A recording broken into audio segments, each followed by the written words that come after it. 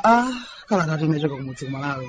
Bwande mukuli chani? Achimwene landani moni kuchokera kuno kwa abale yanu ku Nyasalande. Kazanu zonse zikuyenda bwanji kumeneko. Kunoto ayi ndithu zonse zikuyenda bwino. Onse aja mwanji wa nyama zawo, tauni, kafadala, namagetsi wangayi osayiwala mwana wathu uja goloso. Onsewa amakupatsani moni. Akuti mwasowa koma. Pang'ono ndi pang'ono tinayamba kuvomereza kuti basi inuyo tinabetsa. Zoti mukadzatulukirenso kuno zikumakhala zinthu zokayikitsa. Komabe tikuyamika Ambuye kuti angakhale ziwumika zochuluka zapita, koma kalata yokha sitimasiya kulemberani kukumbutsani kuti muli ndi kwanu. Ngakhale masoseji kumene kwatakoma bwanji, kwanu ndi kwanu. Kwathu kumakhala kukumbutsanibe kuti kunthengotu mudalaka njoka idakanika kukhalamo ndithu. Tsiku lina mudzatipeza. Ngakhale simutiyankha kalata zathu, komabe woyimba wina wake adayimba kuno amati chilipo chidafuna mbale, chilipo chidafuna mbale. Chilipo koma chimene chidzakupangitseni kuti kumbukira. Kumwambaku ndiye zizindikiro zonse zikuyenda kuti mvula ikhoza kuyamba kugwa nthawi ina iliyonse kuno. Moti panopa ndife anthu otanganidwa kwambiri kumunda achimwene. Ifetu si anthyamba ayi, amanjalende, manja akape ayi ndithu. Ifeyo zija zachuma chili munthaka zija. Tinazigulitsa kwambiri. Ndife ake nthawi ngati ino loko kuti mubwere ku nyumba kwathu mudzacheze. Ayi ndithu macheza ake amakhala okupatsani khasu kuti tiyeni nkhani zinazo tizikatherana ndime ikuyenda. Takhala tikupanga zimenezi kwa zilumika zochuluka ndithu. Mwinano nkhani ndi yomwe ija ndakhanu madandaula ija kuti khasu ndiye taligwira kokwanira, sana ndiye tapinda kokwanira. Ulendo wina wake zikatiyendera bwinobwino amwene ofunika nafenso tipeze mwina mwake ng'ombe tathu tolimira, makasu ake omangirira ku ng'ombe, mwina mwake padzioneka kusintha amwene, chifukwa khasuli kuligwira nthawi yayitaliso pena mwake ndikuona ngati likulikalambitsa atumwa changu. Ujeni mapulani amene ndili nawo pakadali pano okhudza ulimi ndichita bwino amwene. Zaka za mbuyomo timakolola inde, koma vuto lakhala ali namagetsi wangayo. Namagetsi kupirira kumakhala komuvuta koopsa. Tikakolola bwinobwino ndiyetu asaone oyenda ogula chimanga kapena mpunga akudutsa kumalengeza kuti tikugula mpunga. Nthawi yomweyo nkhani makhala yotayo bwande bodza ino ine nantolowa nditopetsa tiye tigulitseko pang'ono mpungawo tiguleko kanyama tichotse dalazi mkamwamo. Ndikudziwa kuti muzinena kuti bwande nanga ndikugulitsa zinthu zakumunda ndikolakwika. Ayi sikolakwika zoona, koma vuto lalikulu lakhala mmene takhala tikugulitsira mbewu zathuzo makamaka mpunga.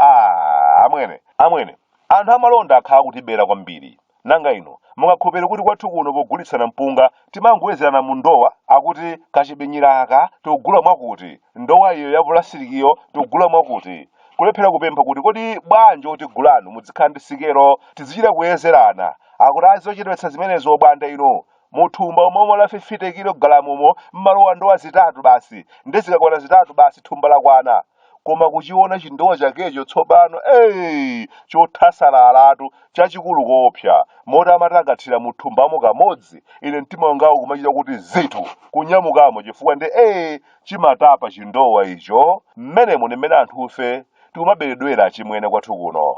Malonda kumachita ngati akalekale ansintho eti omayeza mu ndowa. Sikelo bwanji atayi zochedwetsa umbava. Wina wake amakhala kuti akupakidwa mamba ndithu. Malonda ngati awa mwene wina wake amakhala kuti akulirapo ngati sogulitsa ndiye kuti ndiwogula. Komabe wina wake amakhala kuti akuyayidwa udzu pa mimba basi. Ndikudziwa kuti mudabwa kuti bwande nkhani imene inso yabwera bwanji. Ayitu ndangoyikumbukira mu nthawi ino imene bungwe la Malawi Bureau of Standards lokumbukira kuti lakwanitsa zaka 50 lokugwira ntchito zake kwathu kuno limatidziwitsa za zimenezi. Kuyambira chaka cha 1972 mpaka na 2022 bungwe la MBS zaka 50 tsopano ndamatikumbutsa kuti malonda akamachitika osamayeza ndi maso kuti mmene zikuonekeramo zimenezi ndiye kuti zimenezi zikhoza kukhala za mtengo wakuti ayi ndithu. Sikelo imayenera igwire ntchito. Mpunga ena ogulitsa amawuyika mukandowa kuti pansipa akaphwanyaphwanya kuti usalowemo wambiri, akaudzadzitsa ndiye umveke tolotolo, koma chilungamo akuchidziwa kuti pansipatu sikuti walowamo mpunga wambiri ndikumupala mamba ameneyo.